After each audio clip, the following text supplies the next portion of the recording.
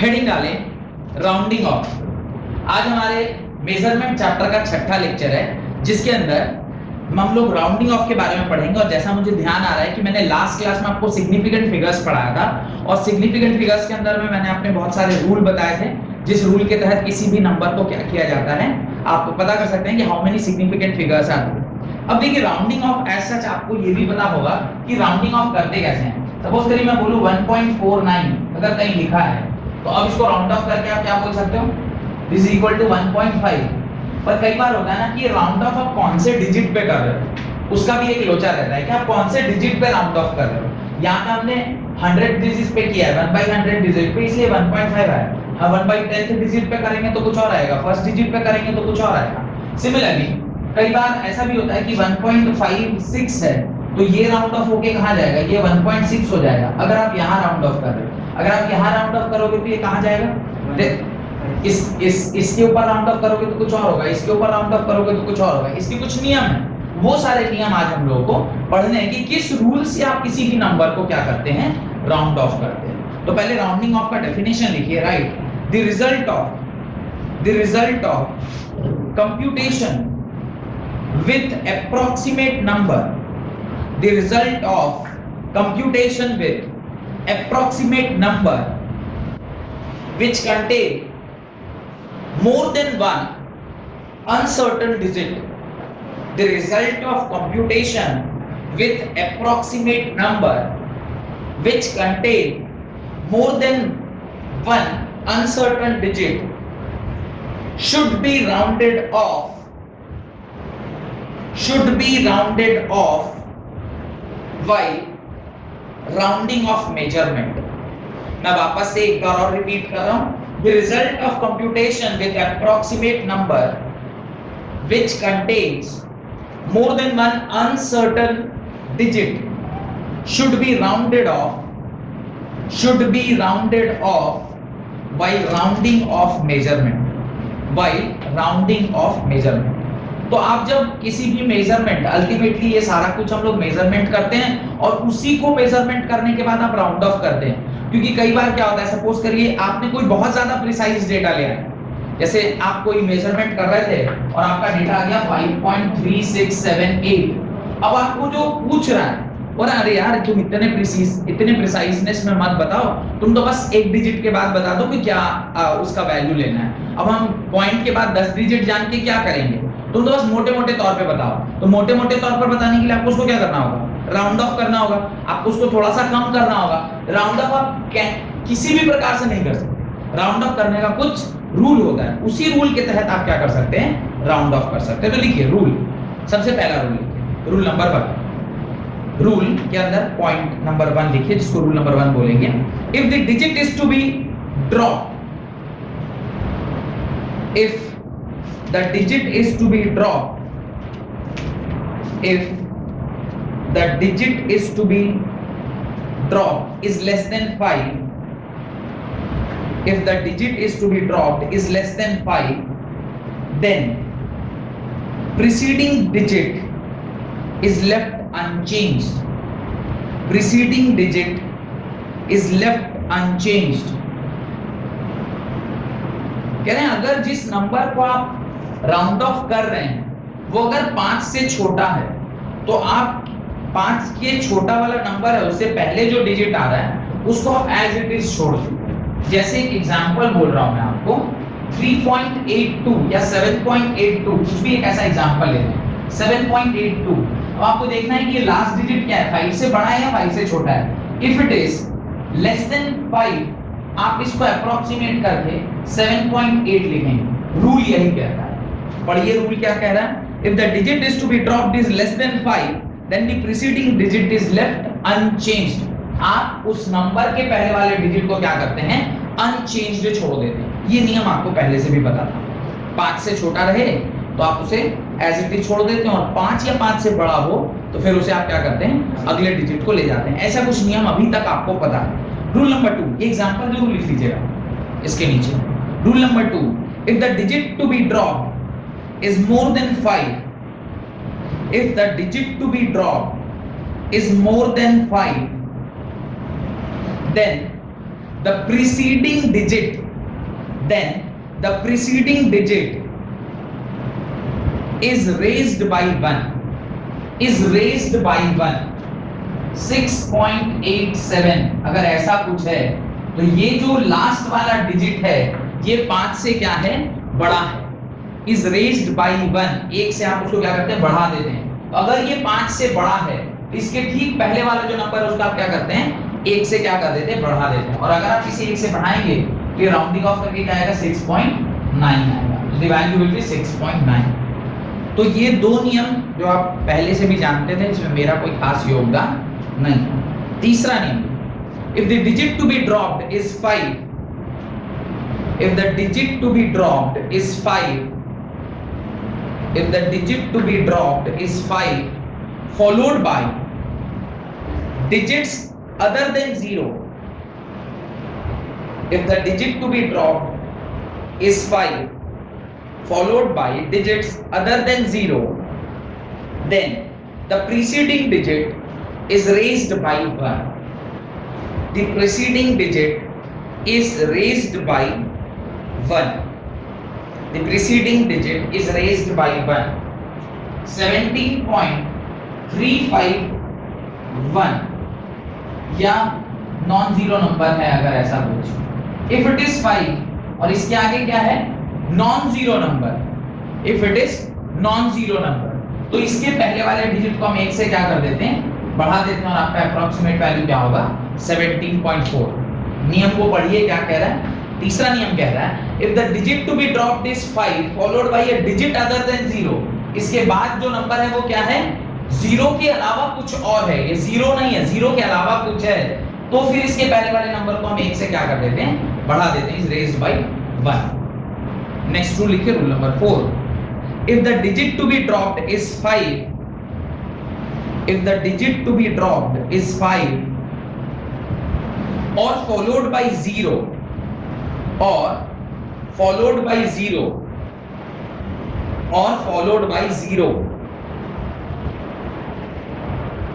then preceding digit is left unchanged, preceding digit is left unchanged, preceding digit is left unchanged if it is even, if it is even, 3.850। इसका approximation हमें बताना है, क्या कह रहा है, अगर जिस डिजिट को आपको ड्रॉप करना है वो क्या है, 5 है, और उसके बाद वाला जो नंबर है वो क्या है, 0 है, आपको चेक करना है कि 5 से पहले क्या है, ऑड है कि इवन है। अगर ये इवन है तो आपको उसे कोई चेंज नहीं करना है, आप सिंपली इसका अप्रोक्सीमेट वैल्यू क्या लिखेंगे, 3.8। कोई दिक्कत या इस पॉइंट में कोई दिक्कत? अगर आपको जिसको ड्रॉप करना है वो 5 है और उसके आगे वाला डिजिट क्या है, 0 है, तो 0 अगर यहाँ पर दिखता है तो आपको चेक करना है कि ये ऑड है या इवन है। अगर ये इवन है तो एज इट इज नंबर को छोड़ देना, अगर वो ऑड होगा तो अगला पॉइंट लिखवाना। उससे पहले जब आप 5 चेक कर रहे हैं तो 5 के बाद वाला 0 छोड़ के कोई भी नंबर है, देन क्या करते हैं, सिंपली इसको एक बार बढ़ा देते हैं।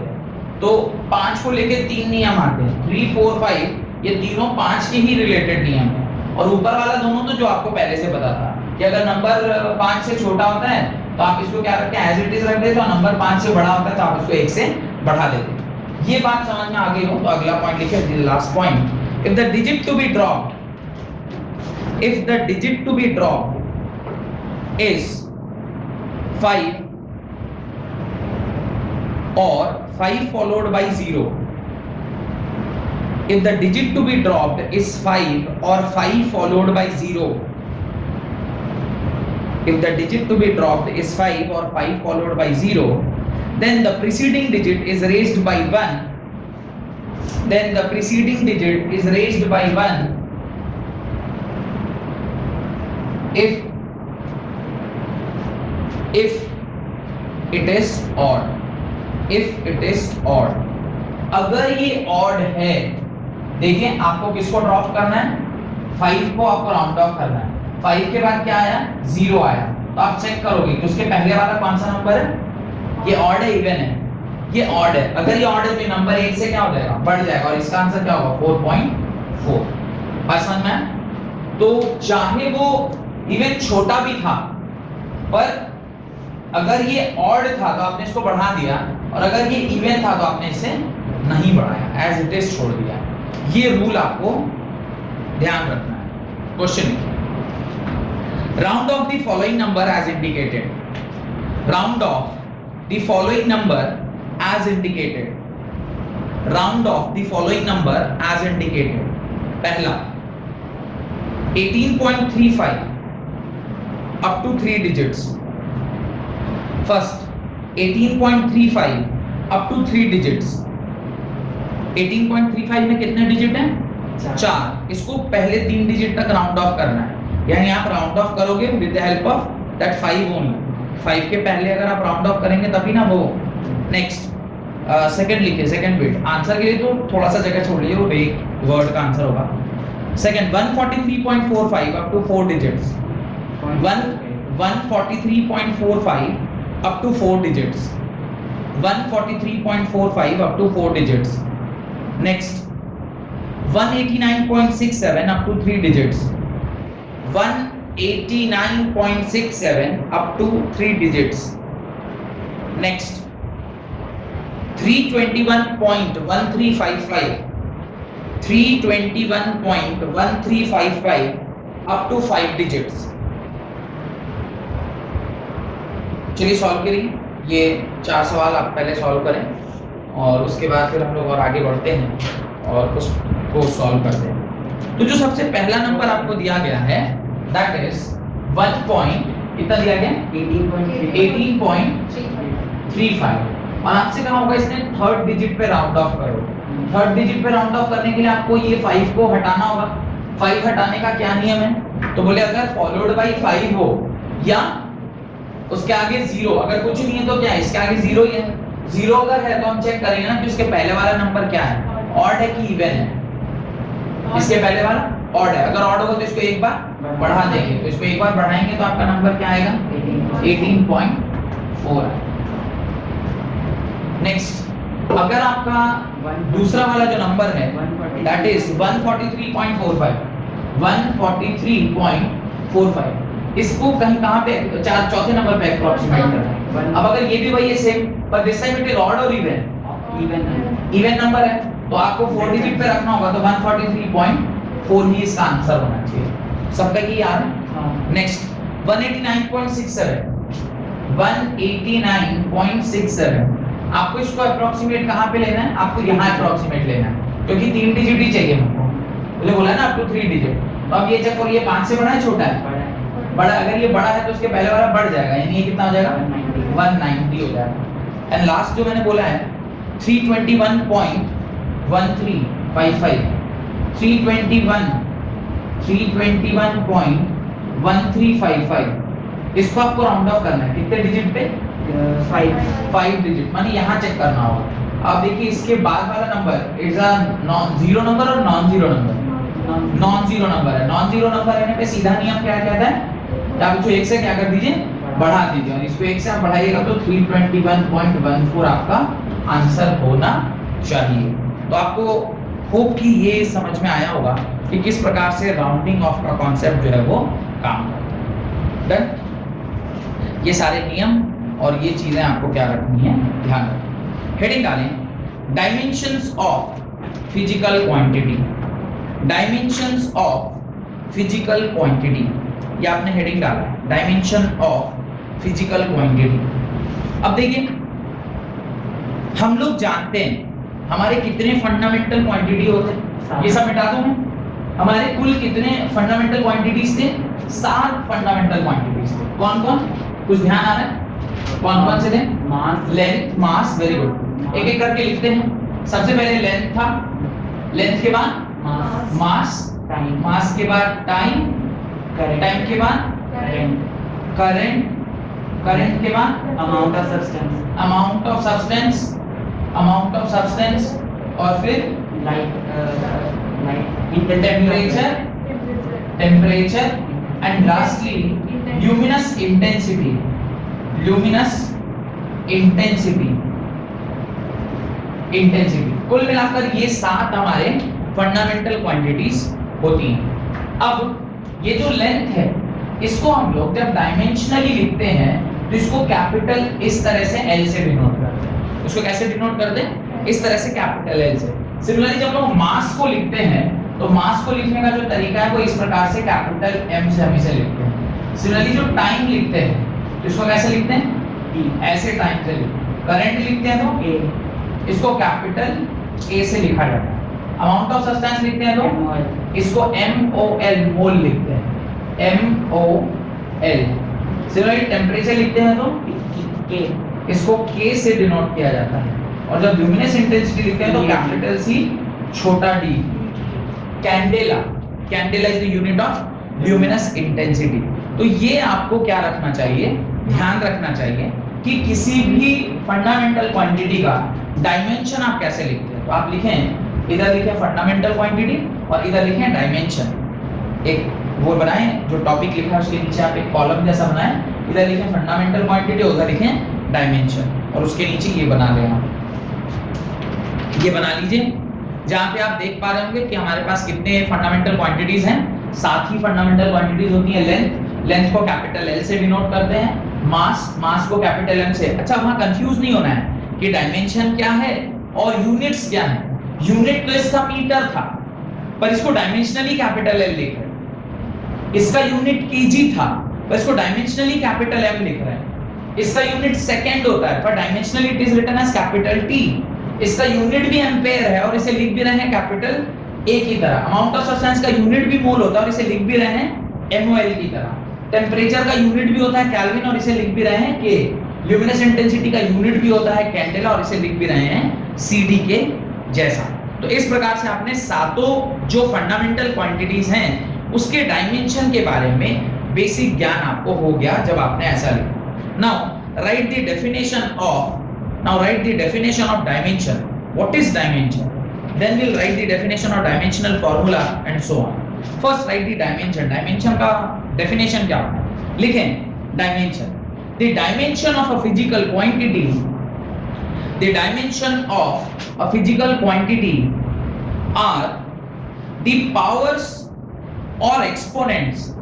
The dimension of a physical quantity are the power or exponent to which the unit of base quantity are raised. The dimension of a physical quantity are the powers or exponents to which the units of base quantity are raised to represent a derived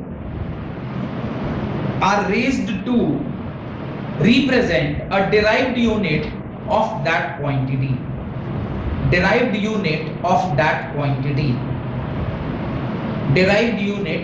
that particular quantity. यहां तक मेरे ख्याल से आपको कोई दिक्कत नहीं हुआ होगा। ये जो कहानी बोल रहा है ना, इस कहानी को एक एग्जांपल से समझना। इस कहानी का हिंदी समझाने से अच्छा मैं डायरेक्टली आपको एग्जांपल समझाऊंगा।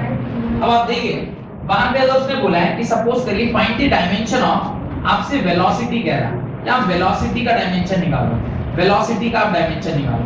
अब जब वेलोसिटी का डायमेंशन निकालेंगे तो आप इसका फार्मूला क्या लिखोगे? इसका फार्मूला लिखोगे डिस्टेंस बाय, आप क्या लिखोगे? Time.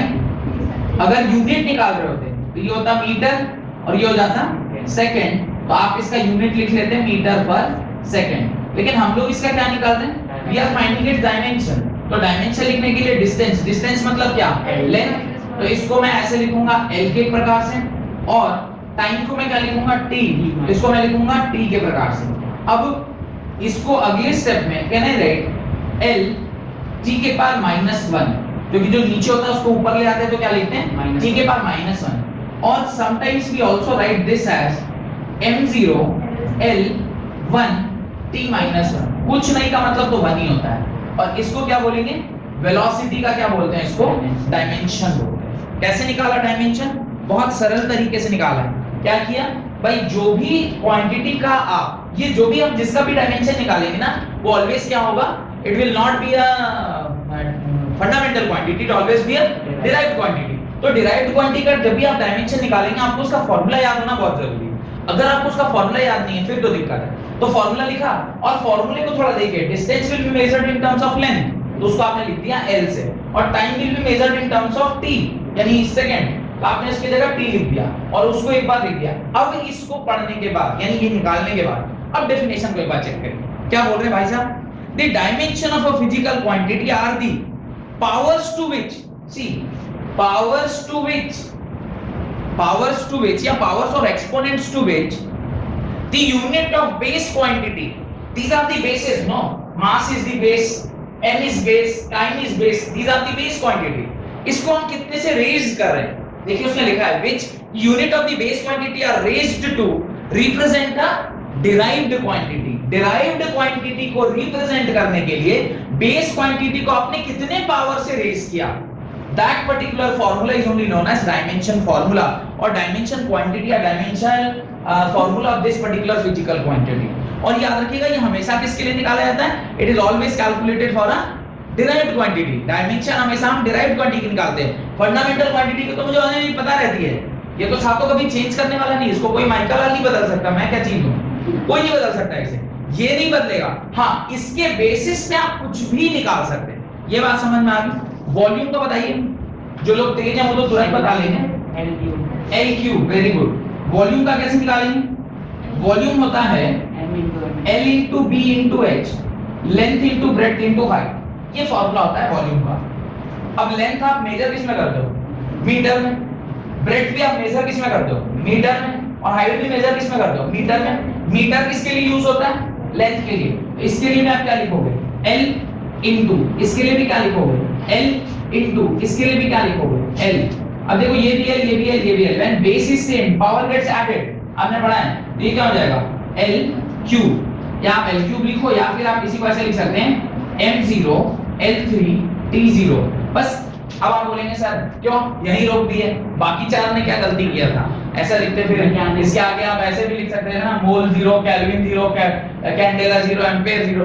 These three are the most regularly used या ज्यादातर यूज्ड फिजिकल क्वांटिटी है, जो अधिकांश चीजों में जितने भी आप पढ़ रहे हैं काइनेमेटिक्स में, जो भी आप पढ़ेंगे क्लास 11th में, लगभग सारे में यही तीन ज्यादातर यूज में आता है।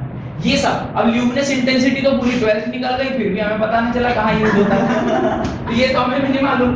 टेम्परेचर हाँ यूज करते हैं, केमिस्ट्री में ये भी यूज करते हैं और फिजिक्स में ये यूज करते हैं, फिजिक्स के क्लास 12th में। तो 12th में क्या आएगी, करंट, तो करंट का एम्पेयर हो जाएगा, जब आएगी तब देखेंगे।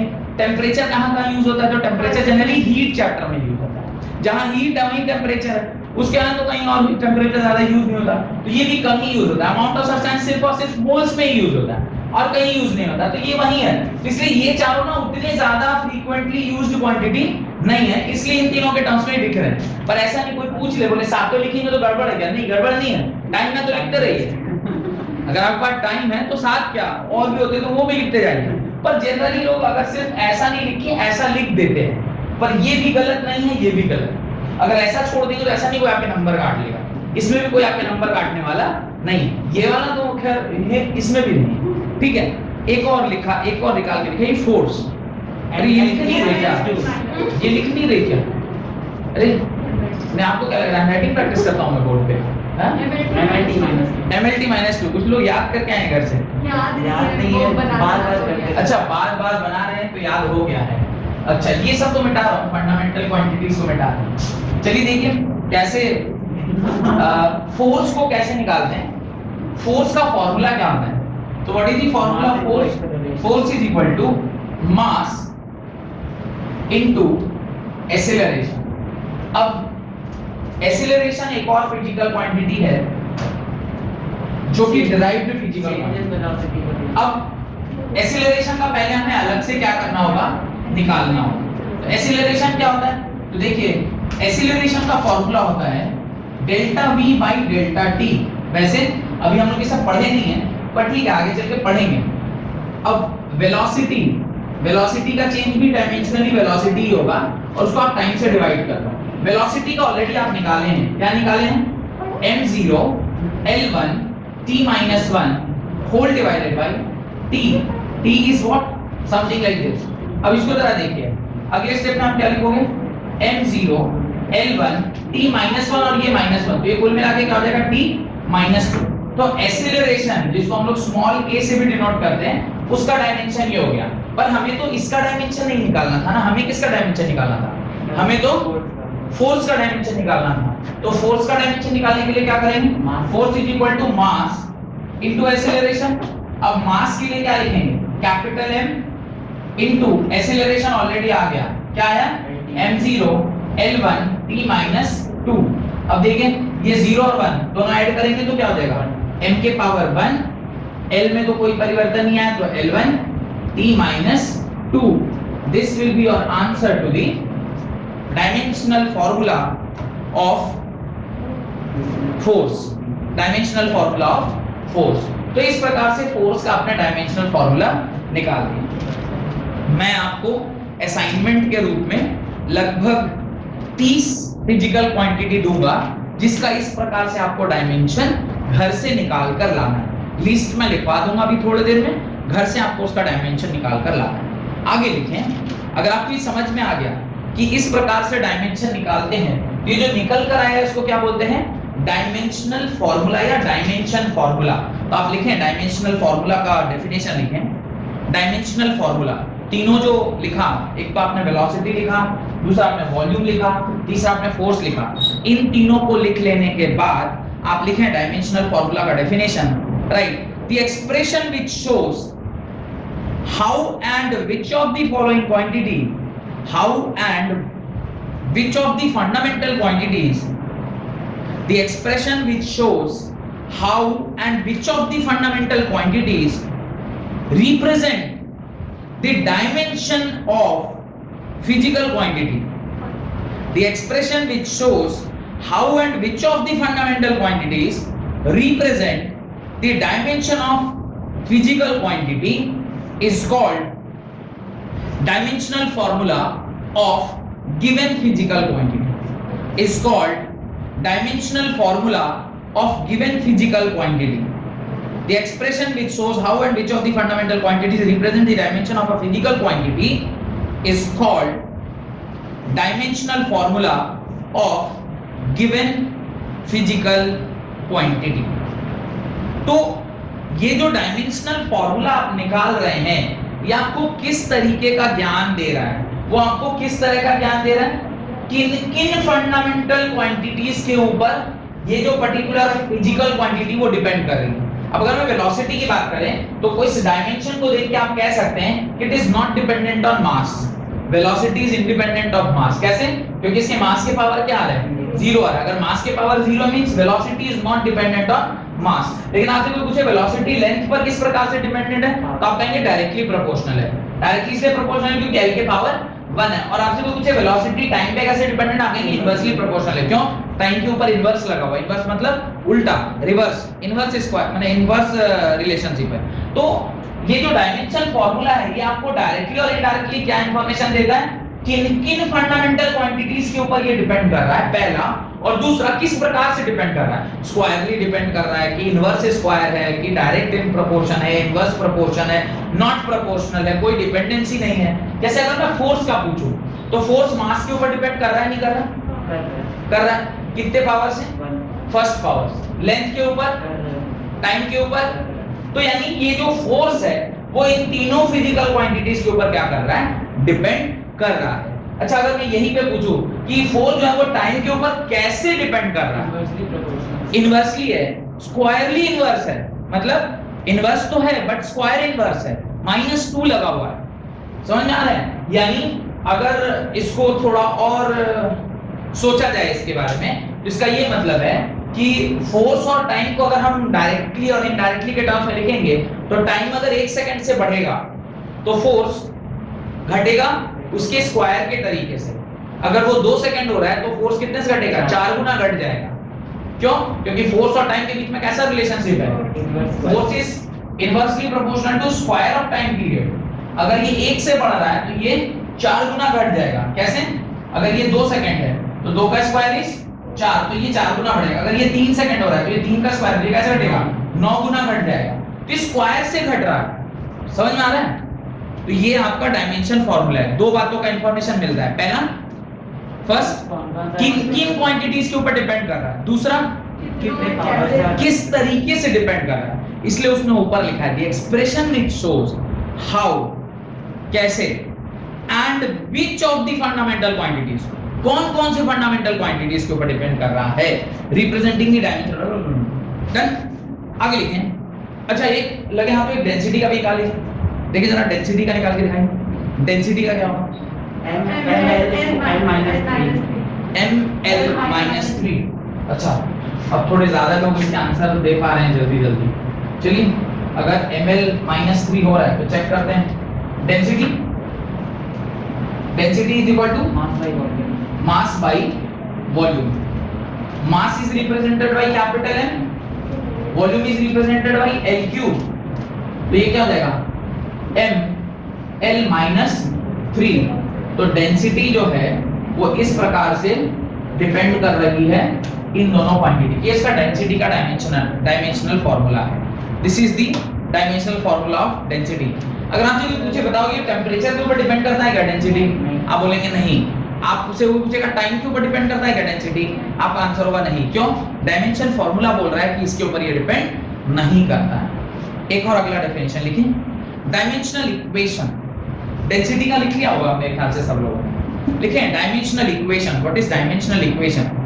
अल्टीमेटली डायमेंशनल इक्वेशन हमें क्यों पढ़ना है, हम लोग आगे चल के पता करेंगे कि कई बार हम ना चेक करते हैं कि कोई इक्वेशन डायमेंशनली करेक्ट है कि नहीं, कोई इक्वेशन डायमेंशनली करेक्ट है कि नहीं। ये जो मैं बोल रहा हूँ इसको मैं लिख के आपको दिखा रहा हूँ कि जो मैंने भी कहा है कि कोई इक्वेशन डायमेंशनली करेक्ट है कि नहीं, उसको जरा चेक करते हैं। चेक करने के लिए एक काम करते हैं, एक फॉर्मूला उठाते हैं, कोई भी एक ऐसा फॉर्मूला जो मुझे भी आता हो और आपको भी आता हो। S is equal to UT। हाँ चलिए यही उठा लें, S is equal to UT plus half AT square.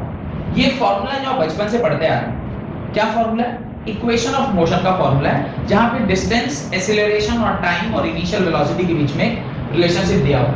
अब हम कह रहे हैं कि ये डिस्टेंस है और is equal to something plus something लिखा है। ये पहला, वैसे तो नियम लिखवाऊंगा मैं आप लोगों को, जब नियम पढ़ाऊंगा मैं तो उसमें नियम लिखवाऊंगा। नियम कहता है कि आप आम में आम ही जोड़ सकते, आम में इमली नहीं जुटाएगा। 5 लड़का 3 लड़की इज इक्वल टू कुछ नहीं, 8 लड़का लड़की नहीं होगा। 5 लड़का 3 लड़की, इस 5 लड़का 3 लड़की होगी, ऐसे नहीं होना 8 लड़का लड़की है, नॉट पॉसिबल। आप कहेंगे 5 लड़का प्लस 3 लड़का इज इक्वल टू 8 लड़का, 5 लड़की प्लस 3 लड़की इज इक्वल टू 8 लड़की, पर 5 लड़का प्लस 3 लड़की इज 8 लड़का लड़की, ऐसा नहीं। समझ में आ रहा है मैं क्या बोल रहा हूं? तो आप अगर ये इसको इज इक्वल टू इन दोनों के बराबर लिखें तो इसमें दो बातें तो कंफर्म है। एक तो आप किसी एक डायमेंशन को किसी दूसरे डायमेंशन के बराबर कर रहे हैं, यानी LHS और RHS का डायमेंशन तो सेम होना चाहिए, पहली बात। दूसरी बात, अगर आपने ऐसा कर भी दिया है कि डायमेंशन बराबर है और आपस में एक दूसरे को जोड़ भी रहे हैं, तो आप जोड़ते भी हमेशा सेम डायमेंशन वाली क्वांटिटी, आप अलग अलग क्वांटिटी नहीं जोड़ सकते। आप आम से आम को जोड़ेंगे, इमली से इमली को जोड़ेंगे, आम इमली कैन नॉट बी ऐडेड। जो मैं अभी लड़का लड़की वाला एग्जांपल है ना, आम इमली से भी वही समझ में आता है। आप आम इमली को नहीं जोड़ सकते। शायद मैं अलजेब्रा जब से पढ़ा रहा हूं आपको, शायद गणित की क्लास जब से पढ़ा रहा हूं तब से यही एग्जांपल देता हूंगा अलजेब्रा में कि आम आम से जुड़ता है, इमली इमली से जुड़ता है, आम इमली से नहीं जुड़ सकता। अब अगर आम इमली से नहीं जुड़ रहा है तो इसको चेक करना होगा ना कि ये भी आम और ये भी आम है और ये दोनों आम इस आम के बराबर है। इसका डायमेंशन इज इक्वल टू इसका डायमेंशन और इन दोनों को ऐड करके इज इक्वल टू इसका डायमेंशन। चलिए अब इसका डायमेंशन क्या है, इसका डायमेंशन लेंथ है, क्योंकि ये है s, s माने डिस्टेंस, डिस्टेंस माने लेंथ। अब देखिए u, u माने हो गया इनिशियल वेलोसिटी। वेलोसिटी का डायमेंशन क्या होता है, वेलोसिटी का डायमेंशन होता है lt - 1 इनटू ये क्या लिखा हुआ है, t लिखा हुआ है। तो चलिए इसको भी फर्स्ट स्टेप में ऐसे रख देंगे, फिर ये आया प्लस साइन। अच्छा, कांस्टेंट इज डायमेंशनलेस, कांस्टेंट जो होता है उसका कोई डायमेंशन नहीं, तो हाफ को लिखे ना लिखे बात एक ही। अब एक्सीलरेशन का डायमेंशन अभी थोड़ी देर पहले आपने निकाला था, क्या निकाला था, lt - 2 निकाले ना, आपकी कॉपी में है। एक्सीलरेशन इज lt - 2 और इसको हम किससे मल्टीप्लाई कर रहे हैं, इसको मल्टीप्लाई कर रहे हैं t स्क्वायर यानी टाइम के स्क्वायर से। जरा ध्यान से देखिएगा, ये तो लेंथ का लेंथ ही रह गया, इसको जरा ध्यान से देखिए, ये -1 ये +1 कट गए, ये कैंसिल आउट, क्या बच गया, सिर्फ और सिर्फ l बच गया, प्लस ये -2 ये +2 कट गया, क्या बच गया, सिर्फ और सिर्फ l बच गया। अच्छा, लेंथ को लेंथ से जोड़ा जा सकता है, arm and arm can be added, और arm must be equal to arm only. लड़का कैन बी एडेड टू लड़का एंड लड़का मस्ट बी इक्वल टू लड़का। इमली इज इमली, इमली प्लस इमली इज इक्वल टू इमली एंड इमली इज इक्वल टू इमली। सब समझ में आ गया? तो अगर ऐसा है तो मैं ये क्या बोलूंगा कि ये जो पर्टिकुलर फॉर्मूला आपने लिखा था वो डायमेंशनली करेक्ट है, यानी डायमेंशनल इक्वेशन ये पूरा 100% सही है। क्यों? क्योंकि लेफ्ट हैंड साइड पे जो भी डायमेंशन आपने लिखा है और राइट हैंड साइड पे जो भी डायमेंशन लिखा है वो दोनों आपस में क्या हो रहे हैं? सही हो रहे हैं। और अगर वो सही है तभी आप उसको ऐड कर सकते हैं, उसके बराबर कर सकते हैं, क्योंकि लेंथ में लेंथ जोड़ेंगे तो ultimately you will get length only. 5 metre plus 8 metre is 13 metre and that is also length only. तो length is equal to length plus length, ये संभव है। यहां देख के ऐसा कहीं नहीं लग रहा था कि ये सारे लेंथ है, यहां देख के लग रहा था s is equal to ut plus half at square. पता नहीं ये क्या लिखा हुआ, ये क्या लिखा हुआ, क्या लिखा है। जब हम लोग यूनिट क्या बोलते हैं मेजरमेंट इन वन डायमेंशन पढ़ेंगे उस तरह डिटेल में बताऊंगा कि क्या लिखा हुआ। खैर डायमेंशनल इक्वेशन का आप वो लिखें, डेफिनेशन लिखें। The equation obtained by equating a physical quantity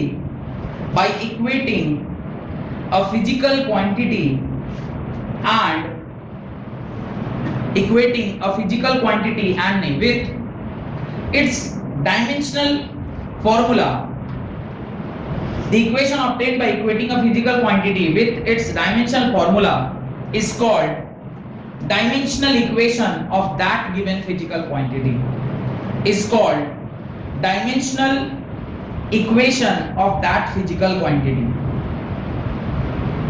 तो किसी फिजिकल क्वांटिटी को उसके डायमेंशन के साथ जब आप बराबर करते हैं तो उसे हम डायमेंशनल इक्वेशन बोलते हैं। Equation of that physical quantity. Done. उसके नीचे एग्जांपल लिखिए just to make yourself understand when you are reading this copy letter. तो आपको अपने समझदारी के लिए इसको लिख लेना चाहिए, क्योंकि बाद में पढ़ते वक्त कई बार ऐसा लगता है पता नहीं है उर्दू लिखा है चाइनीज लिखा है किस भाषा में लिखा है, क्योंकि जब आप अकेले पढ़ रहे होते हैं और आदमी की जो याददाश्त है वो ज़्यादा से ज़्यादा 15 दिन से 30 दिन, और आप लोग इसको रिवाइज करेंगे हो सकता है शायद 2-3 महीने बाद, तो हो सकता है तब तक ये याद ना रहे आपको। तो वो याद रहे इसलिए आप ये सारी चीज़ें लिख लीजिए। वैसे कहा तो था मैंने रिवाइज करने को संडे को भी, और संडे कल ही पार हुआ है। पूरा विश्वास है कि हर बच्चे ने कॉपी रिवाइज किया होगा। मैं तो सिर्फ विश्वास ही कर सकता हूँ, किया होगा नहीं किया होगा ये तो आपकी ईमानदारी है। तो होप कि सबने किया था। चलिए देखते हैं, एग्जाम होएगा तो पता चल ही जाना। खैर अब ये आपने लिख लिया है तो इसके नीचे वो जो मैंने कहा था टेबल लिखने के लिए, उस टेबल को लिखें। राइट, कॉलम में आए, पहला लिखें फिजिकल क्वांटिटी, फर्स्ट कॉलम में लिखें फिजिकल क्वांटिटी, दूसरे में लिखें फॉर्मूला और तीसरे में लिखें डायमेंशन। पहले में लिखें फिजिकल क्वांटिटी, दूसरे में लिखें फॉर्मूला और तीसरे में लिखें डायमेंशन। मैं आपको 2 दे दूंगा, पहला और दूसरा, तीसरा आपको स्वयं से निकालना है। तो यहाँ पर तो आप सीधे ना एक लाइन से लिखते चले जाओ, और आप रफ में या कहीं और। वैसे असाइनमेंट का मतलब अब थोड़ा सा बदल गया है। पहले जब असाइनमेंट में देता था तो मैं पूरा विश्वास रखता था कि बच्चे लोग इसे सब स्वयं से ही बनाएंगे, पर जब से ये ऑनलाइन शिक्षा व्यवस्था आई है तब से असाइनमेंट अगर कोई किसी को दे रहा है तो उसका एक मतलब होता है कि इसको छाप के लिख के जमा कर दे। ये मतलब थोड़ा सा बदल गया पिछले 1.5 साल में। तो प्लीज पुराने वाले मतलब का ही मतलब समझिएगा असाइनमेंट का, खुद से सॉल्व कीजिएगा। Don't ask your Google uncle और डाउटनट भैया कि प्लीज इसको थोड़ा सा क्लियर कर दीजिए। आप अपने लिए पढ़ रहे हैं, मैं कोई आपके बोर्ड की परीक्षा, जब बोर्ड वालों ने नहीं लिया तो मेरी क्या होगा कि मैं ले लूं। तो मैं उसके लिए तो करा नहीं रहा, आप सिर्फ नॉलेज के लिए कर रहे हैं। तो कोशिश करिएगा कि खुद से करें। तो मेरी क्या औकात आपकी परीक्षा लेने, साला जब बोर्ड वाला नहीं ले पाया तो हम क्या चीज क्या लिखें। एरिया, पहला physical quantity area. Next area length into breadth, area is length into breadth. Next volume, volume is LBH, length into breadth into H। Area formula में लिखें length into breadth, volume formula में लिखें length into breadth into height. तीसरा density, density is mass by volume, density is mass by volume. Fourth speed, speed is distance by time, झट झट लिखे हैं, मैं वापस से एक बार और रिपीट कर देना अभी तक। Area is length into breadth, volume is length into breadth into height, density is mass by volume, speed is distance by time, momentum mass into velocity, next momentum mass into velocity, momentum mass into velocity, acceleration change in velocity by time, acceleration change in velocity by time, acceleration change in velocity by time, acceleration change in velocity by time, acceleration due to gravity force by mass, acceleration due to gravity force by mass, acceleration due to gravity force by mass, next force, acceleration due to gravity force by mass, next force mass into acceleration, force mass into acceleration, next impulse force per unit area, impulse force into time, impulse force into time, impulse force into time, pressure force per unit area, pressure force per unit area, force per unit area is pressure, next capital G, what is capital G? Universal gravitational constant, universal gravitational constant का जो formula होता है वो होता है F r square by m1 m2, F r square by m1 m2 if I am not wrong, F is equal to G m1 m2 by r square, F r square by m1 m2, ये तो आप लिखेंगे force into distance का square by product of masses. Formula में क्या लिखेंगे, या तो यही लिख लीजिए और इंग्लिश में लिखना है तो क्या लिखेंगे, फोर्स इनटू रेडियस का square divided by product of masses, और ये लिखना है तो यही लिख लीजिए, फोर्स इनटू डिस्टेंस का square by product of masses.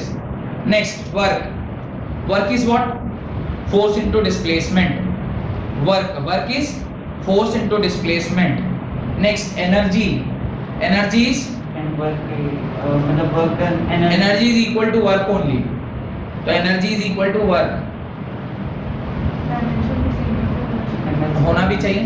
Next physical energy बोला, potential energy, potential energy is mgh, potential energy is mgh। Next kinetic energy, kinetic energy is half mv square, potential energy is mgh, kinetic energy is half mv square. Power work done by time, power work done by time. Moment of force, moment of force क्या होता है, what is moment of force, force, moment of force torque होता है, very good, moment of force is torque, और torque होता है force into perpendicular distance, force into perpendicular distance. Surface tension, surface tension, surface tension क्या होता है, what is surface tension, force per unit length, force per unit length is surface tension. Next, surface energy, surface tension is force per unit length. Surface energy, what is surface energy, energy per unit area is surface energy, energy per unit area is surface energy. Thrust, what is thrust, perpendicular force per unit area, any perpendicular force by unit area, that is thrust, perpendicular force by unit area. Next, what is tension, tension is mg के बराबर, mass into acceleration due to gravity, tension is mg के बराबर, mass into acceleration due to gravity. What is stress, stress is वो जो आप लोग लेते रहते हैं, नहीं, stress is force per unit, thrust के बाद tension, mass into gravity, stress, stress is force per unit area, stress is force per unit area. Strain, what is strain, strain dimension less होता है, बस इतना पता है, पर स्ट्रेन क्या है, change in length by original length, लिखिए strain change in length by original length. Resistance change in length by original length, strain का होता है change in length by original length. Next resistance, force per unit area, resistance, voltage by current, voltage by current, resistance, voltage by current. बचपन में पढ़े थे Ohm's law, V is equal to I R, V is equal to I are, तो I R is equal to क्या होगा, V by I, voltage by current, ऐसा कुछ पढ़ा हुआ है आपने पहले से। Capacitance, charge by voltage, capacitance C से डिनोट किया जाता है, charge by voltage, charge by voltage. Next conductance, next is conductance, 1 upon resistance, conductance is 1 upon resistance, conductance is 1 upon resistance, resistivity, resistivity, resistivity is rho, rho is RA by L, resistance into area by length, RA by L, resistivity. Conductivity, conductivity is sigma, conductivity is sigma, sigma is 1 by rho, conductivity is sigma, sigma is 1 by rho. Wavelength, wavelength, lambda is equal to velocity by frequency, lambda is equal to velocity by frequency, या frequency को कई बार mu से भी denote करते हैं, आप जैसे लिखें ऐसे भी लिख सकते हैं, lambda is equal to velocity by frequency. Next only frequency, only frequency नहीं, मैंने फ्रीक्वेंसी लिखी ना, ओनली मत लिख दीजिएगा, कोई ठीक नहीं, ये फ्रीक्वेंसी है। Next radius of gyration, radius of gyration, radius of gyration, ठीक है, इसका फॉर्मूला लिख लीजिए। रेडियस ऑफ गायरेशन का डिस्टेंस होता है, आप डिस्टेंस लिख लें, फॉर्मूला तो जब पढ़ेंगे तब पढ़ेंगे, ठीक है। तो ये इस प्रकार से, अभी ये 100% नहीं दिया है, लिस्ट तो बहुत लंबा है, पर उसमें से जो मुझे लगा कि देना चाहिए वो सारे मैंने दे दिए। जैसे अभी आपको इनर्शिया का नहीं दिया, एंगुलर वेलोसिटी का नहीं दिया, एंगुलर एक्सेलरेशन नहीं दिया, बहुत सारी चीजें हैं जो नहीं दिया, लगभग और 30 लिखवा है ना, लगभग और 40 के आसपास और हैं, यानी 70-80 के आसपास हैं।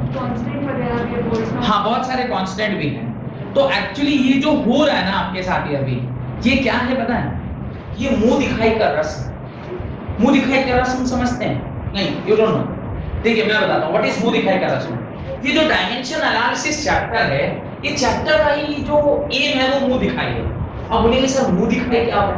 मुंह दिखाई का क्या रस्म है? आपको अगर थोड़े इंडियन फैमिली से, मतलब हिंदू फैमिली से अगर आप बिलोंग करते हैं, मैंने वैसे तो ये बात मॉडर्न मुस्लिम लोगों से भी कंफर्म किया है कि उनके यहाँ भी एक रस्म होता है जिसको मुंह दिखाई का रस्म कहते हैं। तो मुंह दिखाई का रस्म में क्या होता है, जैसे पहले दिन जब लड़की जो है वो शादी के दूसरे दिन नो उसका ना वो फेस लोगों को दिखाया जाता है कि आप जो बाराती आए थे तो वो भाई खाना वाना तो खा लिए, फेस भी देख लीजिए कि किस लड़की से शादी हुई है। तो फेस दिखाने के लिए एक बगल में ना एक लड़की आंटी टाइप की रहती है, वैसे उसका फेस ऐसे खोल के दिखाती रहती है, और जो देखते वक्त लड़की के कान में वो विस्पर करती रहती है, ये यही आपके ससुर जी हैं। तो वो जब लड़की का मुंह देखते हैं तो जब पलट रहे होते हैं ससुर जी, उस टाइम आंख खोल के फट से देख लेते हैं, अच्छा यही ससुर जी हैं। फिर ऐसे करके वो मुंह दिखाई का रस्म चलता रहता है। तो फिर ये बताएंगे देवर जी हैं, तो ये बड़े ससुर जी हैं, ये बड़े भाई साहब हैं, ऐसे करके सारे लोगों का आपको इंट्रोडक्शन दे दिया गया। अच्छा, उस दिन जिस दिन इंट्रोडक्शन दे रहे थे उस दिन और क्या क्या बताया आपको?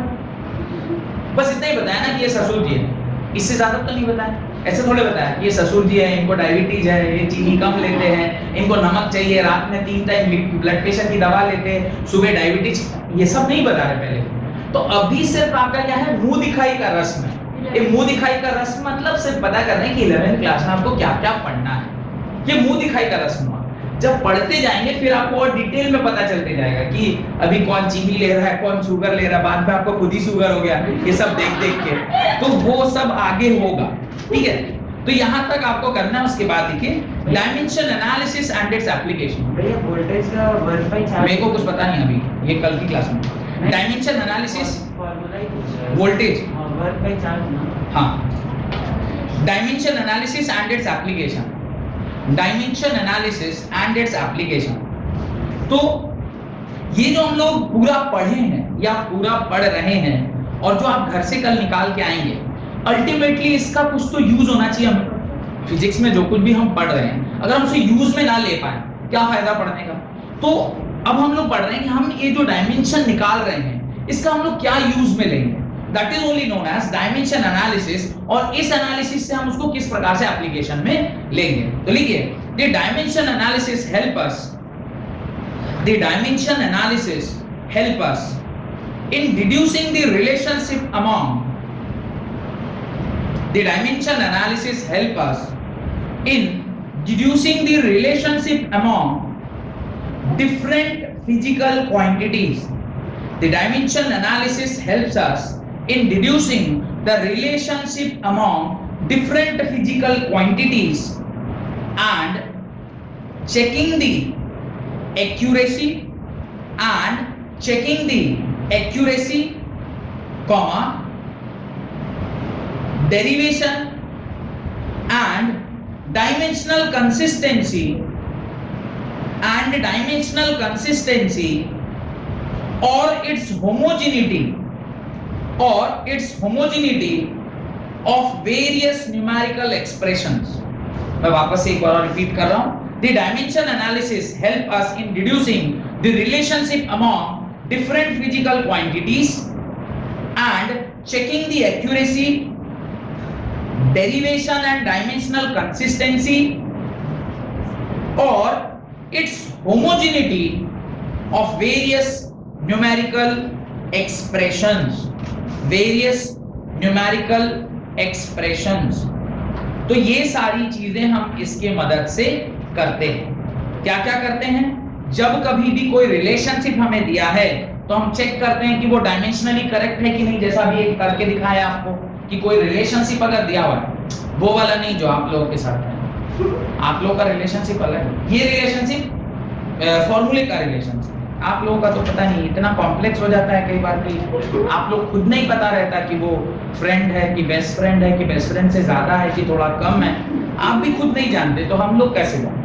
खैर, ये डायमेंशनल ये रिलेशनशिप स्टैब्लिश करने के काम में आता है। प्लस अब ये जो आपने फॉर्मूला लिखा है ये सही है या नहीं, करेक्टनेस पता करता है। इसकी डेरिवेशन कराते हैं कई बार कि एक फलाना क्वांटिटी किन फलाने क्वांटिटीज के ऊपर डिपेंड कर रहा है। और डायमेंशनल कंसिस्टेंसी, क्या ये डायमेंशनली करेक्ट है, क्या ये इसके बराबर होना चाहिए, ये सारी चीजें। और होमोजेनिटी, ये होमोजीनस है कि नहीं, सारी चीजों का जो चेकिंग है वो हम डायमेंशन एनालिसिस से करते हैं। और एग्जाम में आपके जो सवाल पूछा जाता है वो यहीं से पूछा जाएगा, डायमेंशन एनालिसिस से। अभी तक जो कुछ भी किया है वो बस एम, ये बस ऐसे खेल कूद कर रहे थे, जान रहे थे फिजिक्स क्या है, फिजिक्स में क्या क्या पढ़ना होता है, ये सब क्वेश्चन यहीं से आता है डायमेंशन एनालिसिस से।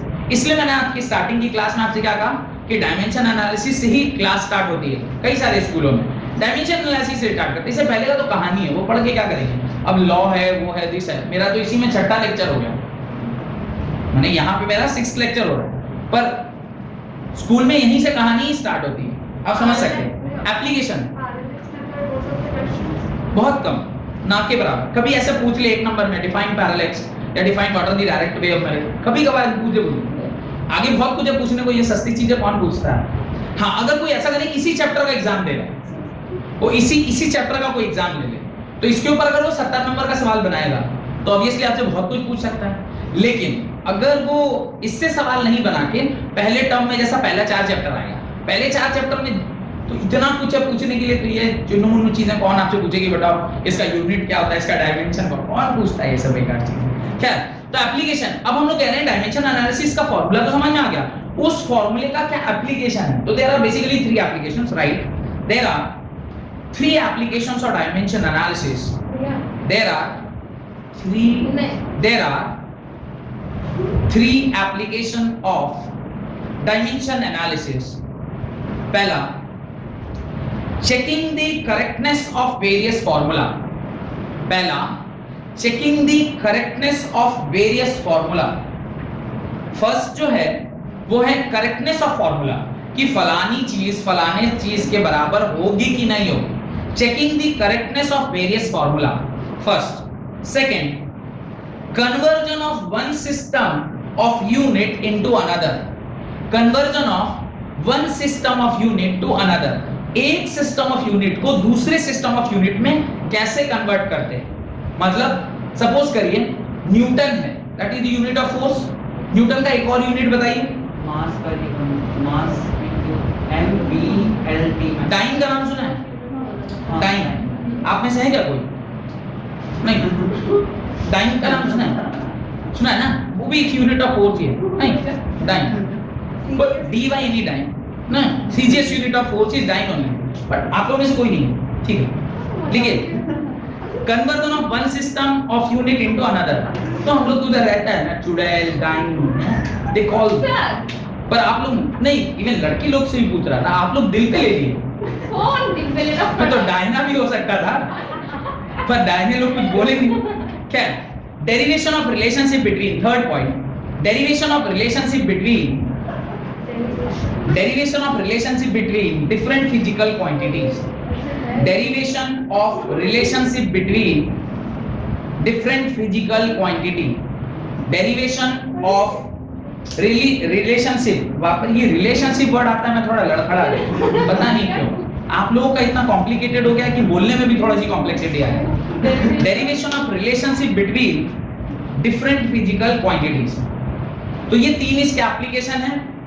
हेडिंग डालें checking the dimensional consistency of equation. Heading डालें checking the dimensional consistency of equation. Heading डालें checking the dimensional consistency of equation.